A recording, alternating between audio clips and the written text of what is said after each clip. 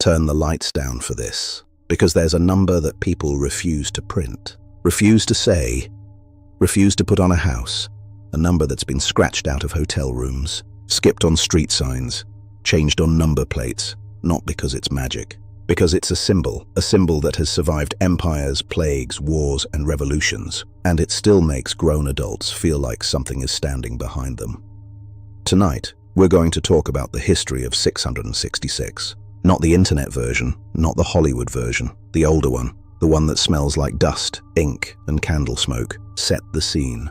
Imagine a room lit by flame, a table, a scroll, a hand that shakes slightly as it writes. Outside, the world is loud. Soldiers, taxis, public executions. Inside, the room is quiet, because the wrong words can get you killed. And that's where this story begins. Not in a haunted house, in a book, where 666 comes from. The number 666 is most famously tied to the Book of Revelation, a text written in a time when speaking plainly was dangerous.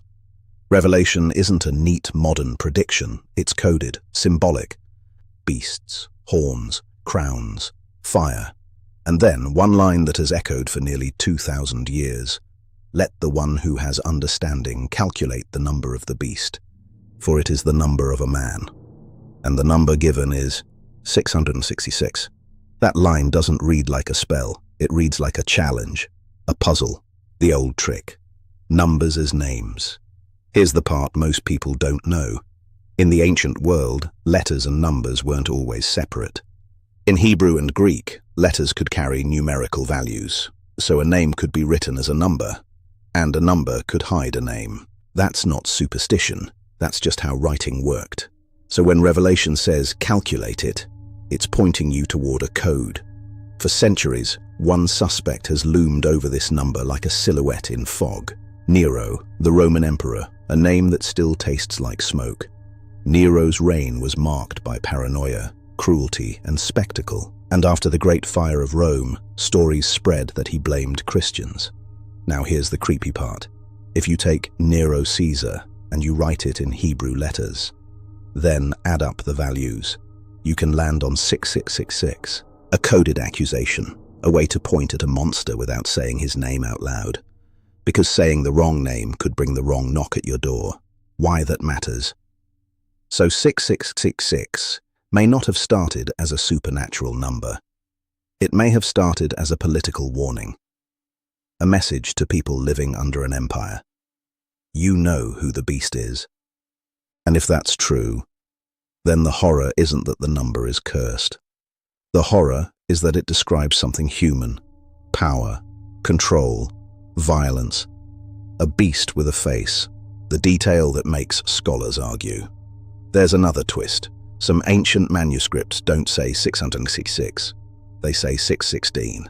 That's not a typo you brush off, it's a crack in the foundation, and it suggests the number was being used like a code word. Different communities, different spellings, same target, like a whispered rumor changing shape as it travels. And that should make you pause, because it means the fear wasn't in the ink, it was in what the ink was pointing at. How 6666 became a modern haunting. Over time, the number escaped the page. It became a cultural stain. People started treating it like it could infect things. You see it in small, quiet decisions. A building renumbers a flat. A road sign gets replaced. A flight number is changed. Not because anyone can prove it does anything, but because no one wants to tempt the universe. And that's how symbols work. They don't need to be real to be powerful. They just need enough people to feel something. The psychological hook. Here's the academic creepiness. Your brain is a pattern machine. Once you're told a number is bad, you start noticing it. Receipts, clocks, random totals.